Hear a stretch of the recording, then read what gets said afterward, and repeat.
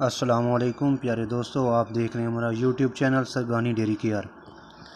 तो दोस्तों, आज का हमारा टॉपिक है पैरासाइट्स।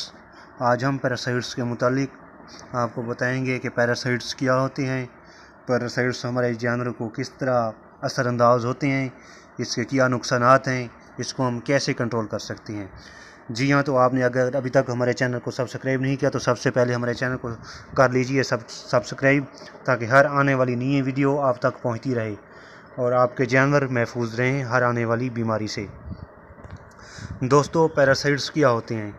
इनको किरम भी कहते हैं, पैरासाइट्स या किरम।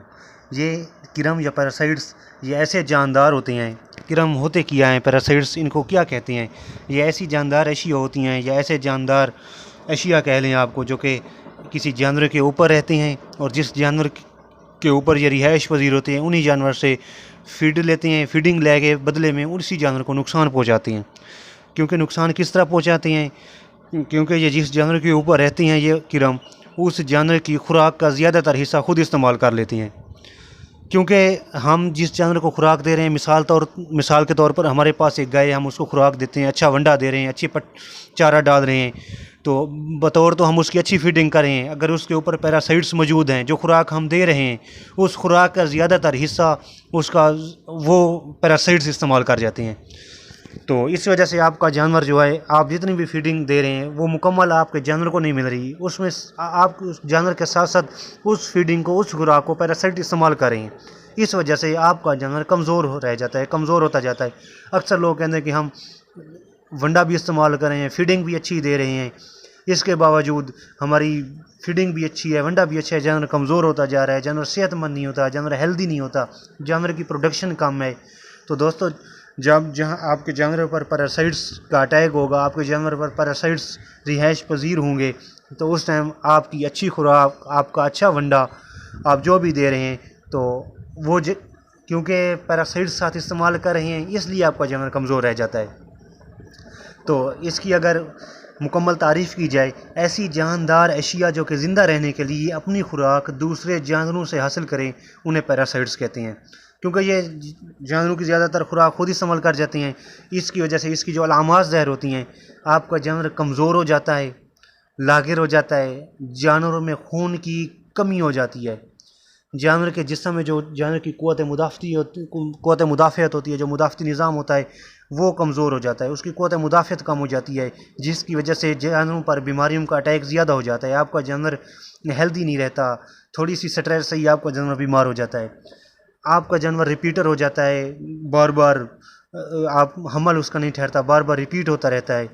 जानवर की जिल्द जो होती है वो खुरदरी हो जाती है, उसकी जो चमक होती है वो चमक ख़त्म हो जाती है, उसके बाल आपको निखरे निखरे नज़र नहीं महसूस होते।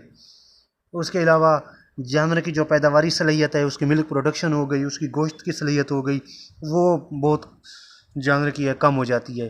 और जो फार्मर है उसका मुआशी नुकसान होता है, वो माली परेशानी का बायस बन जाता है, उसके अखराजात होती हैं। अब किरम कितनी किस्म के होते हैं? ये दो किस्मों में हम किरम को तकसीम कर सकते हैं। एक अंदरूनी होते हैं, एक बैरूनी होते हैं। अब बैरूनी में आपने आमतौर पर देखा होगा, चिच्चड़ हो गए, मक्खियाँ हो गई, जुएँ हो गई, मेड्स वगैरह, ये बैरूनी किरम जो जानवर की जिल्द के ऊपर पाई जाती हैं, आप जिनको बस आँख के ज़रिए देख सकते हैं। एक होते हैं अंदरूनी, जो जानवर के जिस्म के अंदर पाए जाते हैं, उसमें फिर जिगर के किरम होते हैं, फीता नुमा किरम, गोल किरम होते हैं, जो जानवर के पेट के अंदर में रहते हैं या जिगर में रहते हैं, बड़ी आंत में, छोटी आंत में, जो वो गोल किरम हो गए। इसके अलावा अंदरूनी किरम हो गए।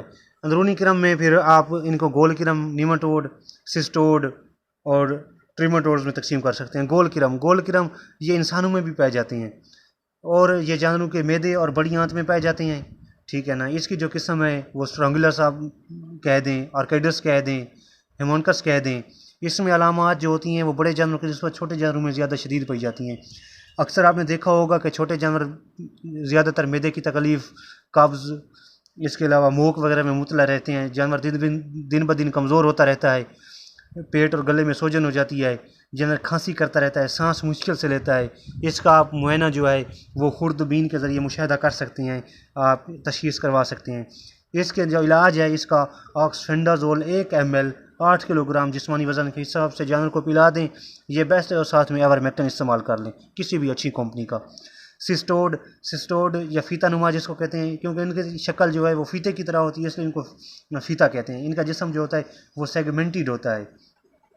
ये भी जानवर के निज़ाम इंहज़ाम में पाए जाते हैं। ये जानवर की अंतड़ियों को ब्लॉक कर देते हैं और जहरीले मादे पैदा करते हैं। जानवर को कब्ज़ रहती है, कभी मोक रहती है, भूख कम लगती है, बालों की चमक ख़त्म हो जाती है, जिल्द खुरदरी हो जाती है।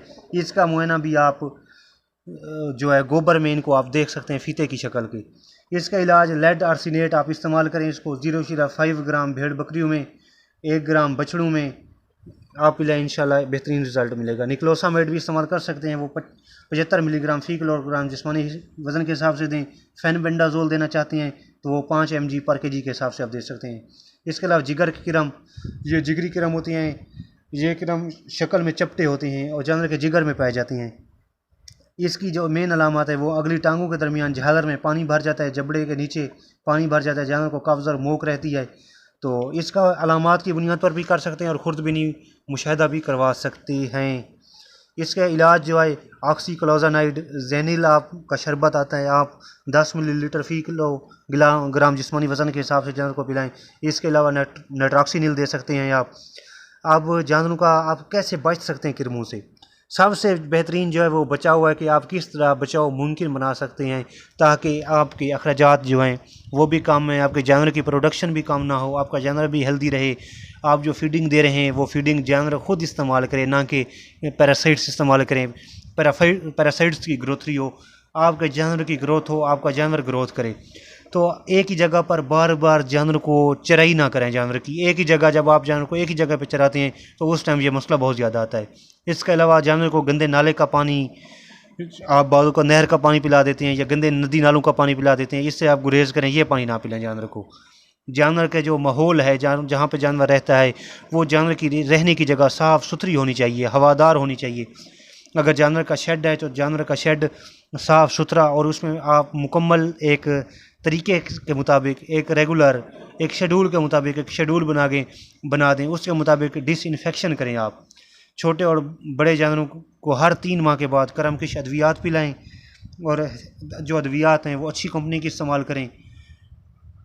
जब कंपनी अच्छी होगी, आप अच्छी मेडिसिन इस्तेमाल करेंगे तो इंशाल्लाह बेहतरीन रिज़ल्ट मिलेगा। बाज़ लोग सस्ते के चक्कर में बार बार रिपीट करते रहते हैं, एक मरतबा अगर अच्छी चीज़ इस्तेमाल कर लें तो आपका जानवर बच सकता है।